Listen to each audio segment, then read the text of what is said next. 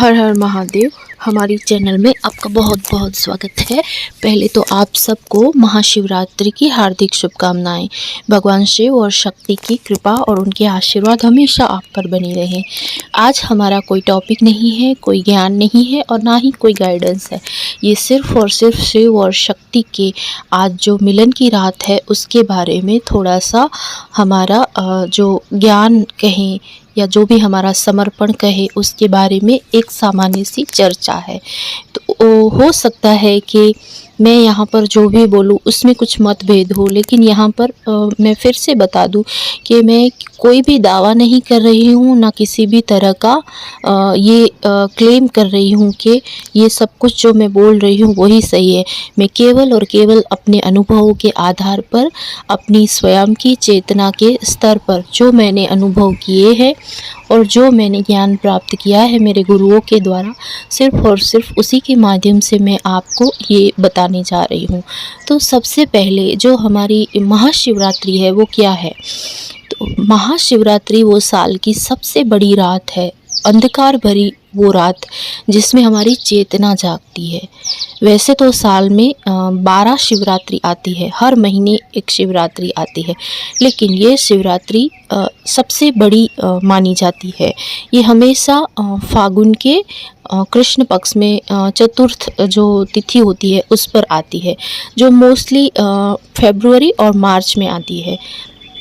तो जो ये हमारी महाशिवरात्रि है, इस दिन के साथ बहुत सारी कथाएं जुड़ी हुई हैं, जिनमें से कुछ लोग मानते हैं कि एक बार ब्रह्मा और विष्णु में लड़ाई हो गई कि सृष्टि में सबसे ज़्यादा सर्वश्रेष्ठ कौन है।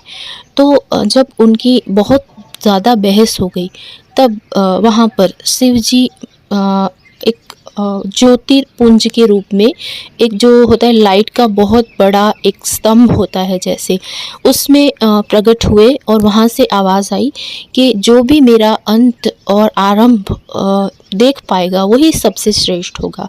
तो इस तरह से भगवान विष्णु ने वराह का रूप लिया और वो पाताल लोक चले गए शिवजी का आरंभ ढूंढने।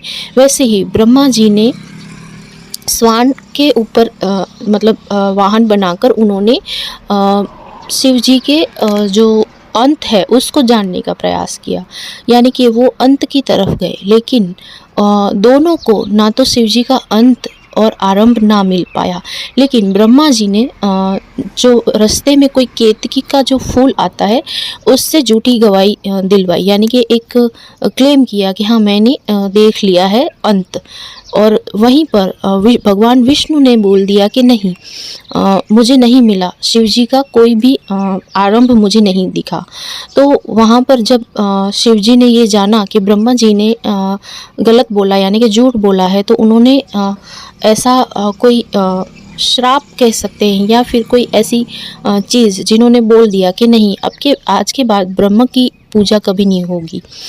क्योंकि उस टाइम ब्रह्मा जी को ईगो हो गया था, अहंकार। यहाँ पर वैसे भी अहंकार की लड़ाई थी, तो जो विष्णु में और ब्रह्मा जी में अहंकार की लड़ाई हो रही थी, उसमें जो शिव जी का प्रागट्य हुआ, उसमें शिव ने फिर बोला कि मैं ही आदि हूँ और मैं ही अंत हूँ और मैं ही बीच में जो सत्य है वो हूँ।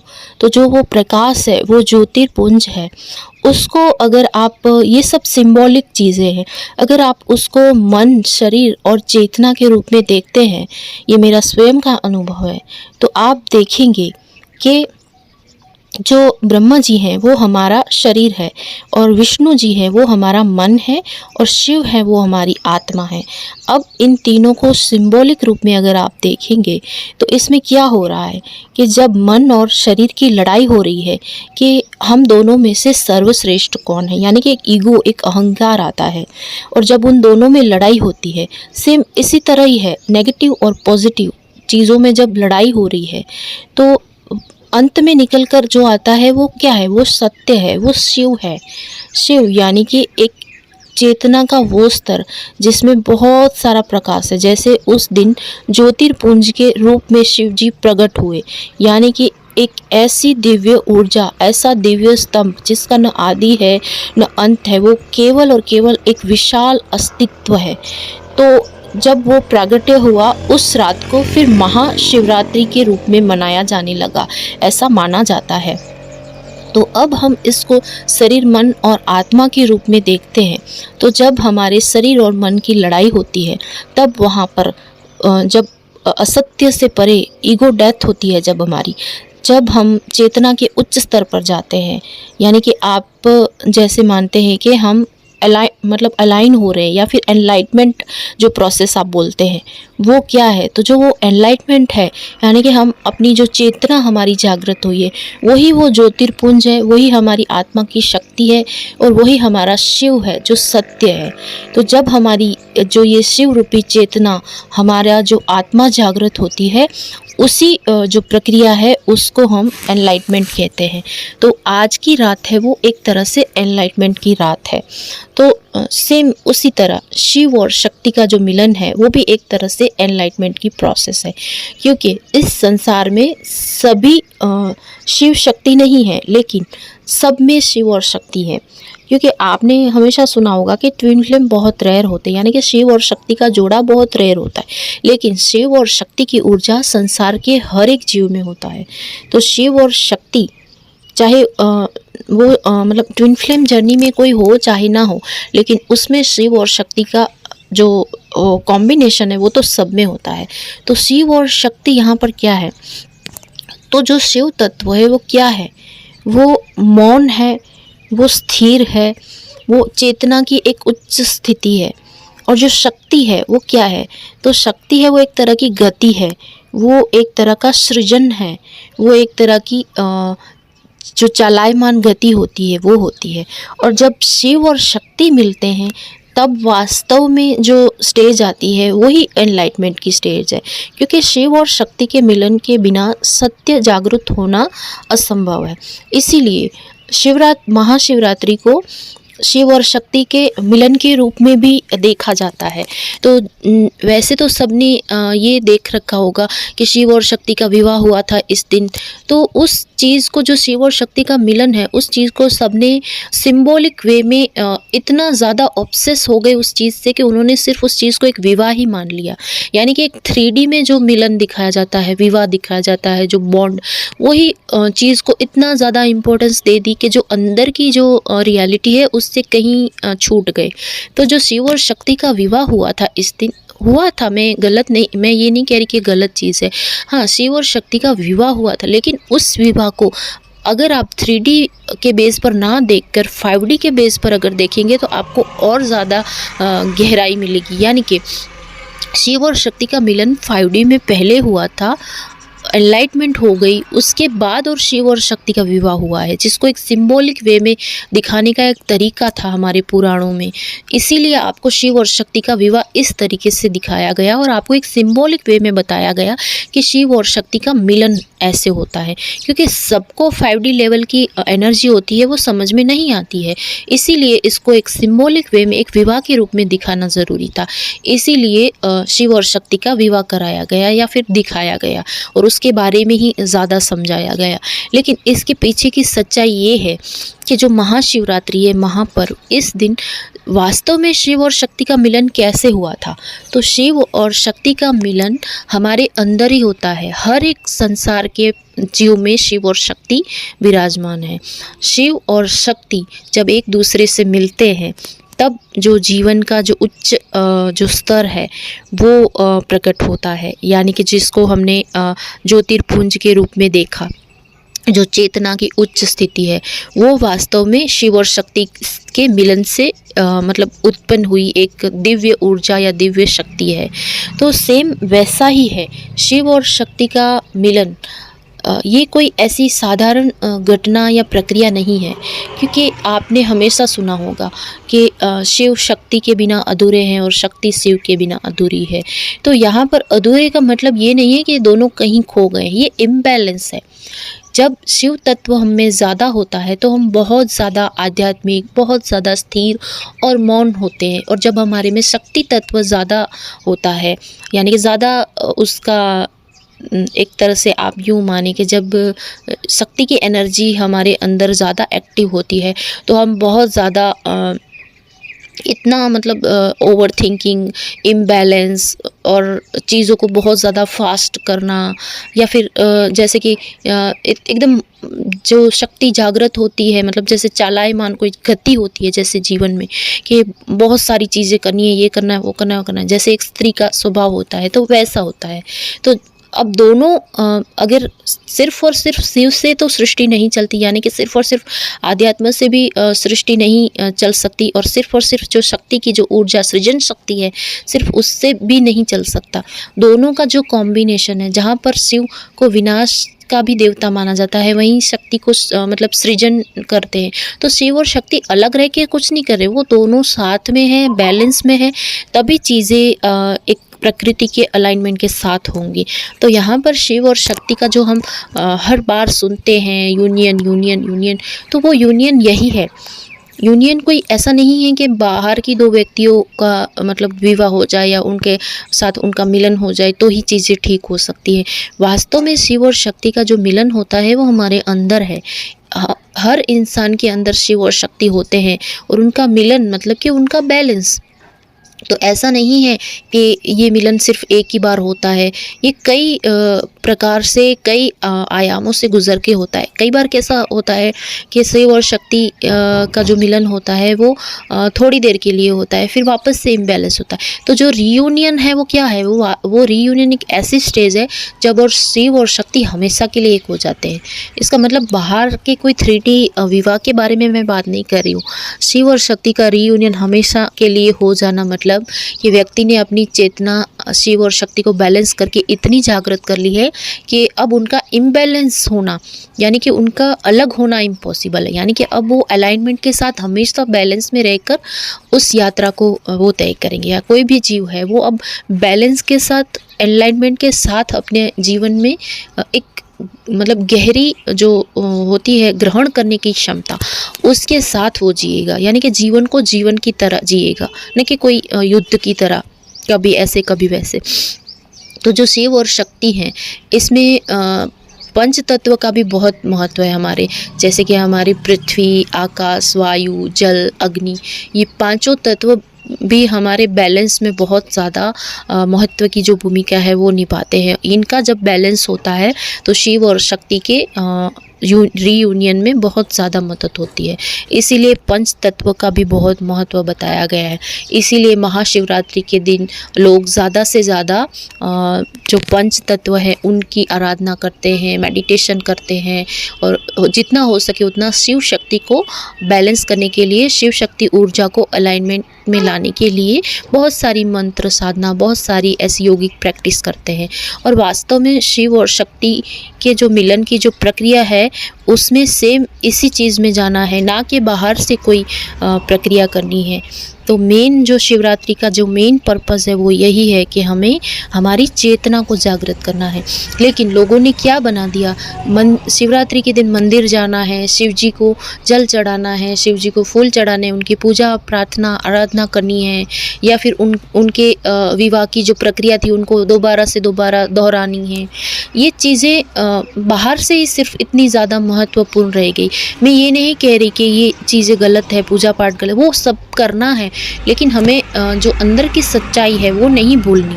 क्योंकि महाशिवरात्रि कोई बाहर की पूजा का विषय नहीं है, वो हमारे अंदर की चेतना को जागृत करने का विषय है। शिव कोई मूर्ति नहीं है कि हमें उसको पूजना है, वो एक सत्य है, वो परम सत्य है जिसे हमें महसूस करना है। तो जो शिवरात्रि है वो सिर्फ जागरण की रात नहीं है, वो हमें हमारे अस्तित्व से जोड़ने के लिए, हमें ग्रहण करने की रात है। मतलब आज के दिन हमें कुछ भी दौड़ना नहीं है, भागना नहीं है, कुछ भी पकड़ना नहीं है, कोई टारगेट पूरा नहीं करना है कि इतने मंदिर में दर्शन कर लिए, या ये पूजा कर ली, या ये पाठ कर लिया, इतने मंत्र चैंटिंग कर लिए, या इतने घंटे साधना कर ली। इस चीज़ के लिए शिवरात्रि नहीं है।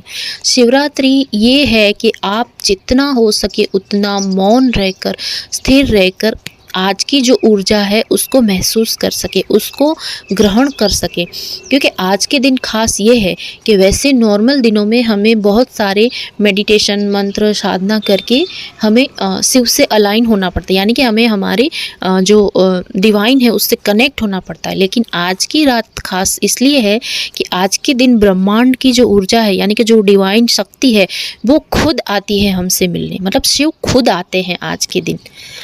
वैसे हमेशा शक्ति को शिव के पास जाना पड़ता है, यानी कि अपने अंदर के शिव तत्व को जगाना पड़ता है।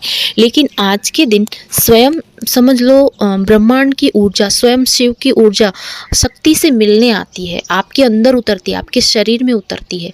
मतलब आप यूँ मानो कि शिव हमेशा एक मौन, एक शांत और स्थिर अवस्था में रहते हैं। लेकिन आज के दिन वो अपना अस्तित्व दिखाते हैं, यानी कि स्वयं जागृत हो रहे हैं शिव। तो आज के दिन जो अपॉर्चुनिटी है उसको खोना नहीं है, हमें कुछ करना ही नहीं है। शिव स्वयं मिलने आ रहे हैं शक्ति से, हमें सिर्फ बाहें फैला के उनका स्वागत करना है, यानी कि अपने अंदर ग्रहणशीलता पैदा करनी है। यानी कि हमें सिर्फ और सिर्फ आज के दिन महसूस करना है उस ऊर्जा को, उस अलाइनमेंट को अपने अंदर, ना कि बाहर से कोई रिचुअल्स करके आज की जो ऊर्जा की जो अपॉर्चुनिटी है उसको मिस करना है। तो मेरा कहने का पर्पस ये है कि आप बिल्कुल करें, पूजा करें, पाठ करें, जो भी आपके रिचुअल्स है वो करें। मैं खुद भी करती हूँ, लेकिन मिनिमम वे में जितना हो सके उतना आज के दिन सिर्फ और सिर्फ आप है ना ओपन रहे, मतलब एक्सेप्ट करें जो भी आपको शिव की ऊर्जा, एनर्जी अपने आप मिल रही है उसको आप एब्जॉर्ब करें।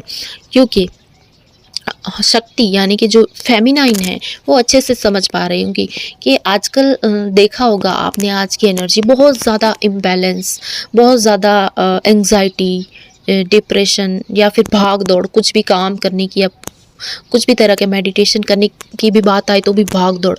तो वो क्या है, वो फेमिनाइन की अस्थिरता है। अगर ये महसूस कर पा रहे हैं तो वो अस्थिरता है। तो ऐसी जो फेमिनाइन है, जो इम्बैलेंस है, जो आज के दिन उनके साथ ऐसा हो रहा है, यहाँ पूजा करें, वहाँ करें या कुछ ऐसी चीज़ करें जिनको मन को शांति मिले। मतलब आज आप किसी भी वे में अगर पीस में नहीं हैं तो आपको डेफिनेटली आज के दिन शिव की ऊर्जा से कनेक्ट होना है। ज़बरदस्ती नहीं, आपको सिर्फ और सिर्फ ओपन रहना है। शिव खुद आ रहे हैं आपके पास, क्योंकि आपको अब थोड़ा सा मौन, थोड़ी सी शांति की ज़रूरत है। तो इसके लिए सिर्फ और सिर्फ कुछ नहीं करना है। आज की रात आपको पाल्टी मारकर बस बैठना है, या फिर आप लेटना चाहे तो लेट सकते हैं। बस आप उस गहरी जो परम दिव्य शक्ति है उसको महसूस करना है, अपनी चेतना को बस महसूस करना है, अगर आप कुछ भी नहीं कर सकते तो आज का जो महाशिवरात्रि है उसमें आपको कुछ भी खोजना नहीं है, कुछ भी चीज़ को ढूंढना नहीं है, ना ही इनोवा के पीछे भागना है। क्योंकि आज का दिन कुछ भी बाहर से ढूंढने का या बाहर से कोई प्रक्रिया करने का नहीं है। आज का दिन सिर्फ और सिर्फ आपकी अंदर की चेतना का जागृत करने का जो दिन है। तो आप अपनी चेतना को जितना हो सके उतना जागृत करें। कोई ज़बरदस्ती की प्रक्रिया उससे नहीं, बस कुछ छोटी छोटी ऐसे रिचुअल्स हैं या जो भी चीज़ें हैं वो करें, वो एक कॉन्शियसनेस के साथ करें, सिर्फ करने के लिए नहीं। मतलब आप हर एक चीज़ को सिर्फ करने के लिए ना करें, उस चीज़ को महसूस करके करें। आप देख पाएंगे कि आपको हर एक चीज़ में, हर एक जीव में शिव के अस्तित्व को आप महसूस कर पाएंगे। और वास्तव में जो रियल महाशिवरात्रि है वो यही है कि हम शिव की ऊर्जा से सिर्फ कनेक्ट नहीं करना है, हमें शिव की ऊर्जा को अपने अंदर महसूस करना है। क्योंकि शिव कहीं बाहर नहीं है, वो आपके अंदर है, आपकी चेतना में है, बस आपको उसको जागृत अवस्था में देखना है। तो आज के दिन, महाशिवरात्रि के दिन, आपको अपने अंदर की शिव और शक्ति की जो ऊर्जा है उसको बैलेंस करना है, ना कि बाहर ढूंढना नहीं है, सिर्फ महसूस करना है। आप सिर्फ महसूस करेंगे, स्थिर रहेंगे, तो भी आप देख पाएंगे कि आपके अंदर की शिव और शक्ति जो ऊर्जा है वो बैलेंस में आ रही है, आपकी चेतना जागृत हो रही है और आप सच में एक अलाइनमेंट के रास्ते पर जा रहे हैं। और वही वास्तव में महाशिवरात्रि है और वही वास्तव में शिव जी की कृपा है। इसके अलावा और एक चीज़ कि आज के दिन गुरु शिष्य परंपरा के रूप में अगर हम देखें तो जो भी शिव को अपना गुरु मानते हैं या फिर जो अपने ही ट्विन को अपना गुरु मानते हैं या स्वयं को अपना गुरु मानते हैं, ये सबकी अपनी अपनी जर्नी है, अपनी अपनी मान्यताएं हैं, अपनी अपनी भावना और श्रद्धा है। जिस हिसाब से आप मतलब आप कोई भी, जैसे आप खुद को या कोई और गुरु हो या शिव हो या स्वयं आपका ट्विन आपका गुरु हो, उन सब के प्रति आपको एक समर्पण भाव रखना है और एक जो शिष्य का जो भाव होता है गुरु के प्रति समर्पण करना, वो करना है, उनका आदर करना है, छोटी सी उनकी पूजा करनी है या प्रार्थना करनी है और पूर्ण समर्पण के साथ अपने आप को उनके चरणों में समर्पित करते हुए ये प्रार्थना करनी है कि आज के दिन एक गुरु के रूप में उनके आशीर्वाद प्राप्त हो। क्योंकि आज का जो हमारा दिन है वो हमारे लिए बहुत ख़ास है, क्योंकि आज के दिन हमारे पर गुरु की कृपा होना भी बहुत आवश्यक है। क्योंकि गुरु की कृपा के बिना आप कोई भी साधना या कोई भी ऐसी जो हमारी आध्यात्मिक प्रक्रिया है उसमें आप इतना आगे नहीं जा सकते जितना आपको जाना चाहिए, क्योंकि गुरु का होना बहुत महत्वपूर्ण है। तो आज के दिन गुरु के प्रति ग्रेटिट्यूड पे करने का भी दिन है। तो आप जिसे भी अपना गुरु मानते हैं उनके प्रति समर्पित होइए, उनको ग्रेटिट्यूड पे करें, उनको थोड़ी जो भी आपकी पूजा है प्रार्थना है उसको और ज़्यादा गहराई से करें। तो उम्मीद है कि आज के दिन महाशिवरात्रि की ये जो भी मैंने आपको बताया, ये ज्ञान कहें या जो भी मेरी भावना है या जो भी मेरे अनुभव हैं वो आपको पसंद आए होंगे। इसके अलावा अगर आप और भी कुछ जानना चाहते हैं तो आप कमेंट कर सकते हैं। आज के दिन केवल इतना ही कि आज की महाशिवरात्रि आप सभी के लिए बहुत ही मंगलमय हो और आप सबको आपकी आत्मा की जागृत होने की इस यात्रा में शिव और शक्ति के आशीर्वाद मिले। हर हर महादेव, हर हर महादेव।